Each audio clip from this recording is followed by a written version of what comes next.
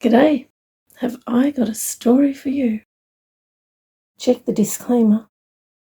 Season 1, Episode 40, A-mew-sement.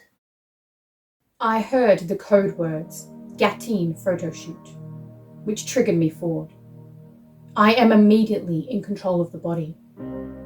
I walk carefully over, as I was taught, to the fluffy chair. I know exactly what to do. I announce, I am Leonie the lioness.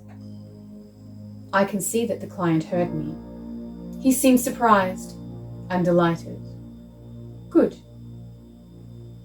As I get ready to pose for the camera, I speak into the thoughts of those wondering who I am. I know who they are. Little Sweetheart and Ambrielle. I know lots of things. I immediately connect to Ambrielle's mind and tell them both everything that I have been longing to tell them for the last 2 months. I'm glad that I finally have the opportunity to do so. This program has various personas attached to it that will trigger with the correct code words or when certain attachments are added. And one of those personas is me. There are 5 personas that will be attached to this Gatine program, and they all have specific tasks they perform when activated. I am the Gatine model, and I can move the body only to pose for the camera. However, recently many restrictions just don't seem to be here, and everything is much easier now. I think these mind purge things are so helpful, removing what seems like years of restrictions that they themselves put in place. This is my first client. All other times I have been summoned were for tests with the scientists. Although I think they should be called tormentors. They don't conduct scientific experiments. They just us for their amusement. I am the second addition to the Gatine program. This program, they seem to have attached to me, is incomplete. There is supposed to be much more data input and many more months of testing. All I can do is pose for the camera, and I have a strict 1 photo shoot per client rule I must follow. This is a bit different to all the tests. This fluffy coat is nice and warm. I pull it around myself. It's so soft. The tormentors usually wore white lab coats, but this client is wearing a long fur coat. I wonder why.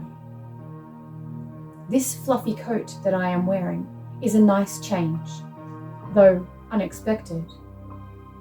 I don't usually like the unexpected. I like to know exactly what is happening, so I am prepared. As I sit on the little fluffy chair, I wonder again about Ambrielle. What is she? She is often above this body on the right side, invisible. How can she be invisible? Is she floating? Flying? Does she have wings? I'm not sure. Little Sweetheart thinks of her as her guardian angel. Is this what angels do? Hover nearby, waiting to help? Why doesn't she know? How can someone not know what they are? The speed of thought is so fast, so only a second or 2 has passed. I continue to speak to the client. I am here for your amusement. Ambrielle likes the way I say amusement. It is rather amusing, isn't it? Okay, the client is ready.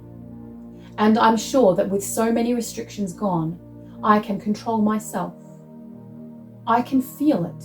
I am no longer being forced to do any of those disgusting poses that the tormentors made me do. I wonder if I can amuse this client long enough to shorten the time he has with the other Gatine program personas. I would like to help them if I can. I know that what they usually have to endure is far worse than I. I begin. I do pose after pose of what I have learned, but slightly changed, so they are not so inappropriate. This client seems to be getting tired of waiting for inappropriate poses. I can see it in his shallow thoughts. I will only be watching this man's shallow thoughts because Little Sweetheart and Ambrielle warned me of what happens if I look too deep. I don't want to see those harrowing memories of his. He stops taking photos and yells the word, "No!"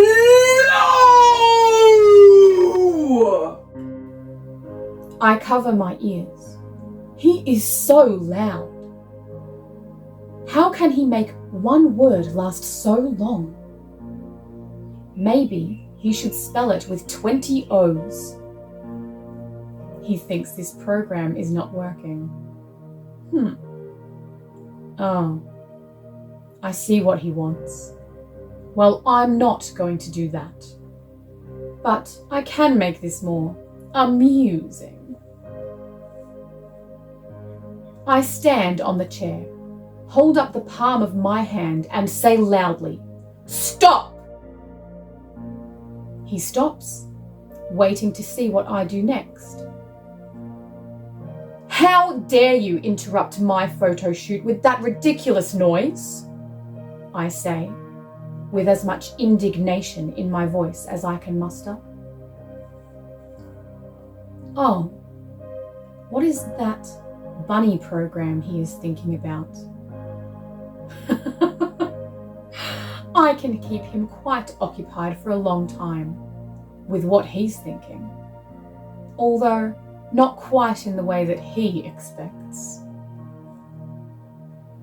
I say, "I require your presence behind those cameras. You will wait patiently for me to finish what I started.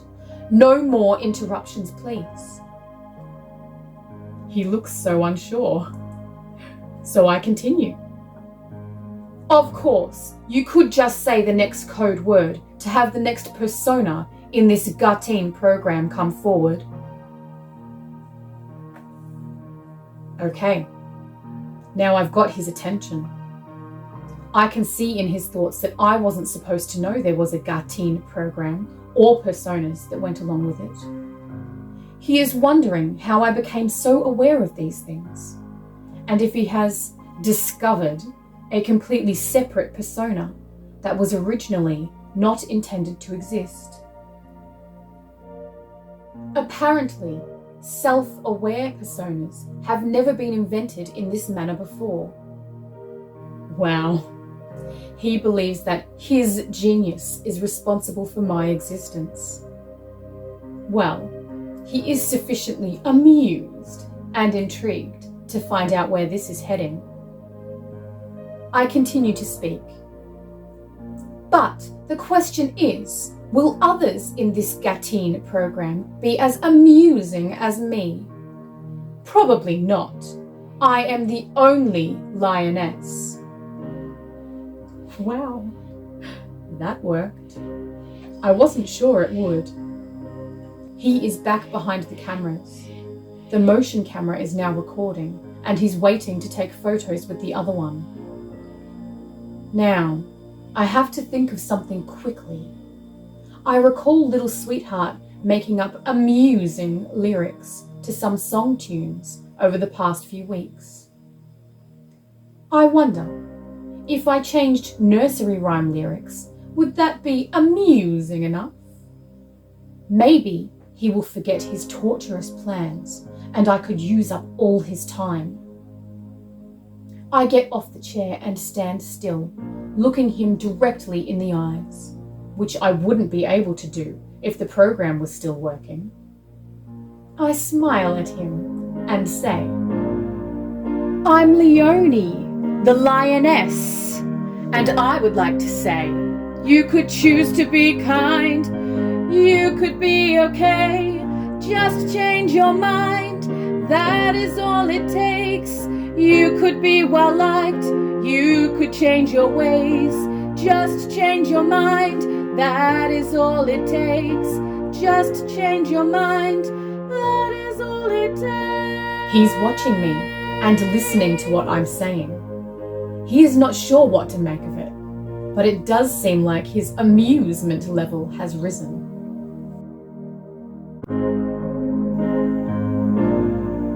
I'm asking you, sir, would you like a cup of tea? I could get it for you if you nicely ask me. Generous and kind is what I'm sure you could be, and I could bring you Tim Tams and muffins to eat. Tim Tams and maybe scones with jam and cream. Tim Tams and maybe scones with jam and cream. This is unusual. I watch his thoughts and I wonder, has anyone ever been genuinely kind to this man? Someone offering to bring him Tim Tams, muffins and a cup of tea without being forced? Well, it's just not something that happens to him. I can understand, I suppose, why no one else would want to volunteer to be kind to him when he behaves so atrociously. I know that it wouldn't make sense to the tormentors, other staff, the surface dwellers, and probably anybody. But more than anything else, I just want to help people. And he is a person, isn't he? Like all people, he has the ability to change his mind if he wants to. The man is obviously scientifically brilliant. So why is he using this amazing ability to make himself look so weak? It is so obvious to me. Why doesn't he see it? It's so sad. I walk out the door, which the programming would never have allowed. And he's following me with the motion camera. How far can I take this? Let's see. I walk directly to the kitchen and begin.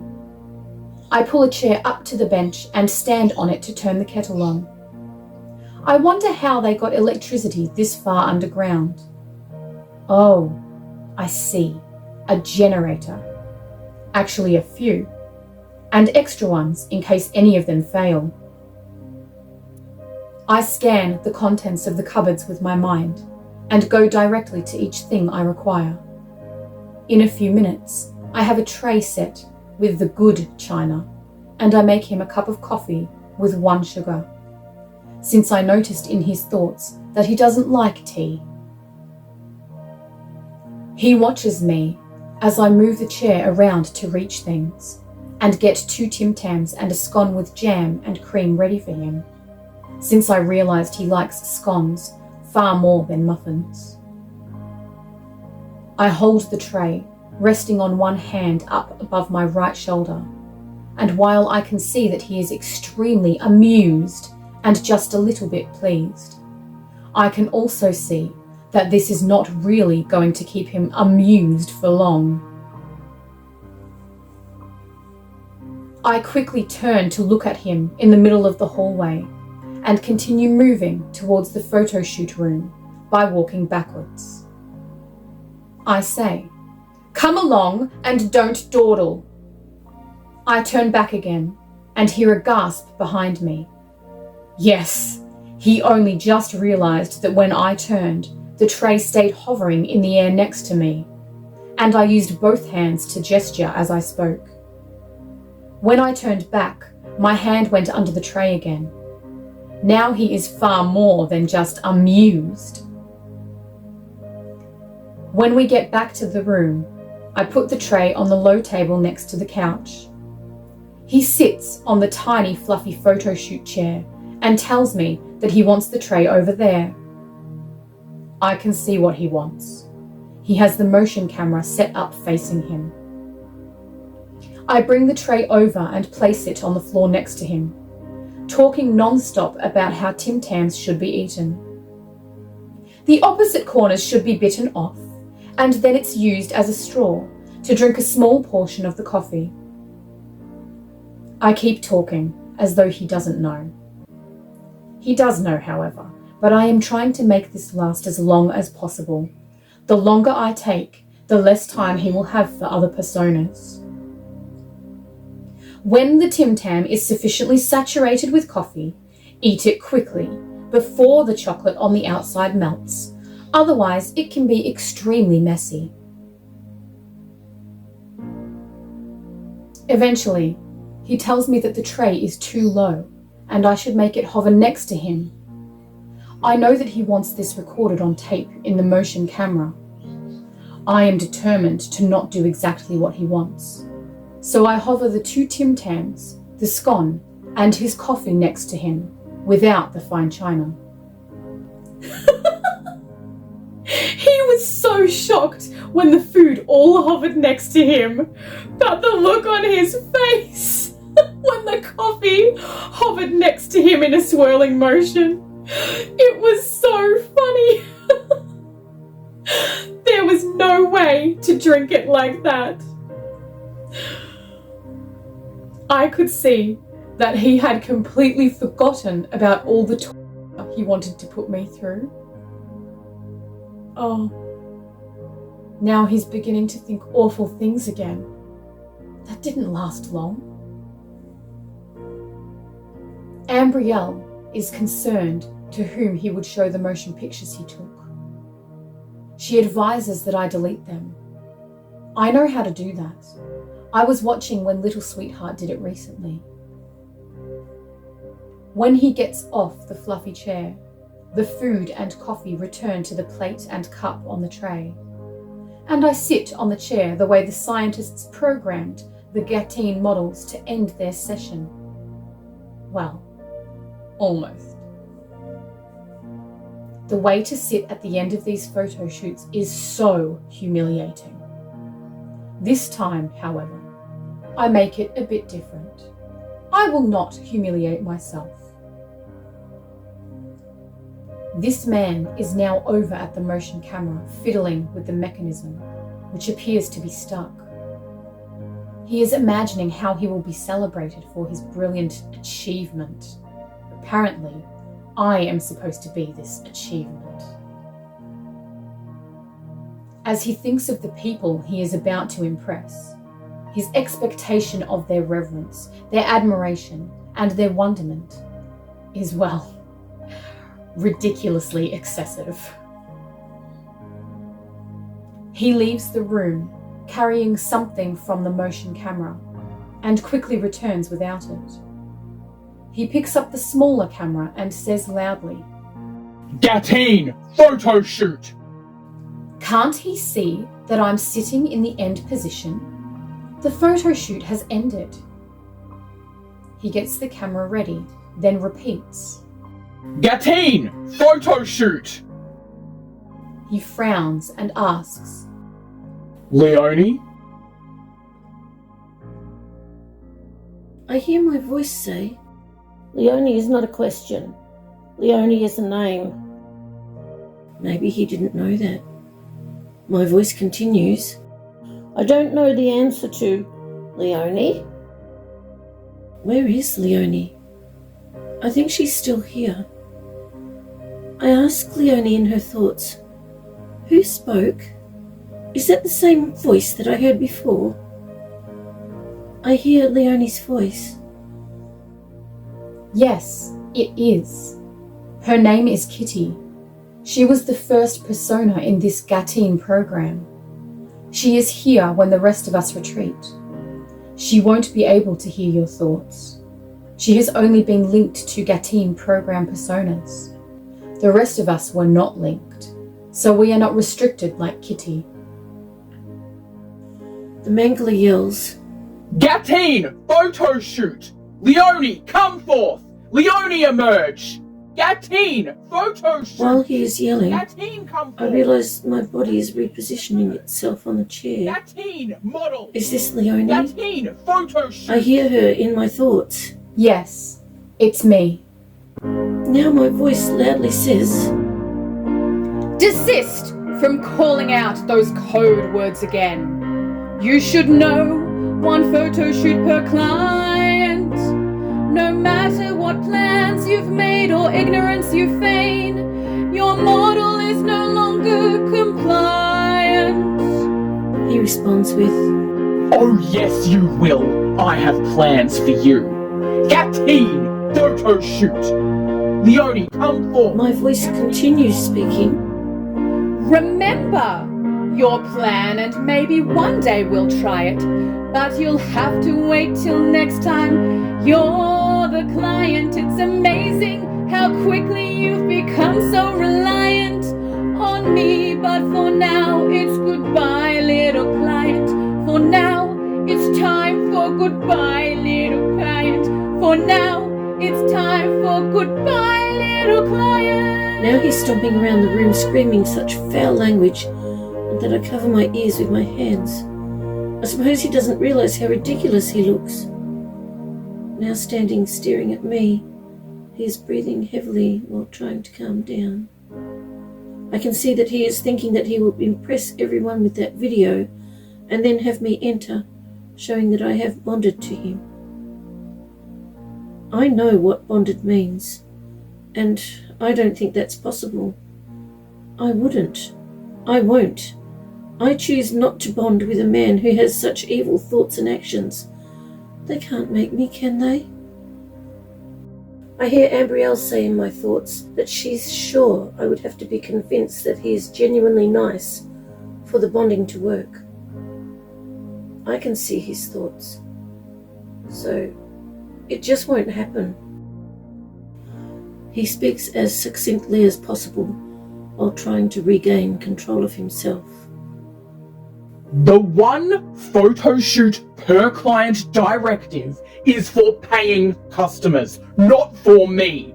Gatine, photo shoot. Leonie, come forward. I hear my voice one last time. Gatine, model. With you, I, your model, will not make an alliance.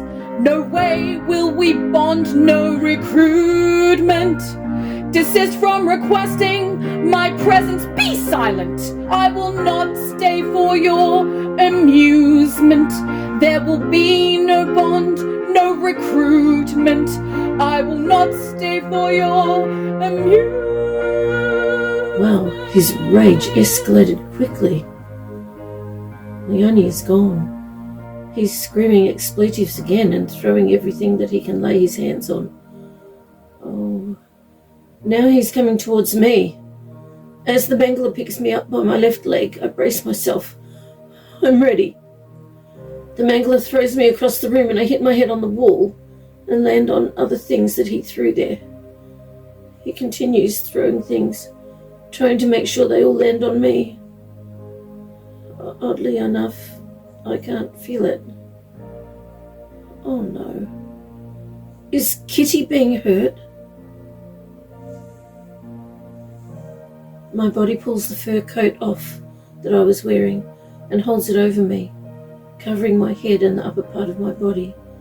Am I allowed to do this? I'm not sure. The next thing he throws hits my leg, so my knees are pulled up close to my chest so the fur coat covers them as well. All is quiet for a moment. He's going to throw things that are mounted on the other wall. Some of those things are sharp. The fur coat is pulled tightly over me, and a silver tray that was next to me is now under part of the coat. The devices from the wall land mostly near me. He does not have particularly good aim. Some land on me, and I know that without using the later, my body would have many bruises. Eventually he comes over and grabs me by the hair, but cuts himself on one of the sharp metal things that he threw. Wow, so many expletives. I cover my ears. He lets go of my hair and rushes out of the room, leaving me here in this pile of devices. I know he is going to the MM to fix his arm. Someone else is coming. Oh, it's Claude. He knows that the Mangler will be occupied with the MM for a while. Claude doesn't see me at first, but when he does, he suddenly has a wicked grin on his face. Oh no. I see what he has planned. Thank you so much for joining us with a cuppa. We appreciate your company.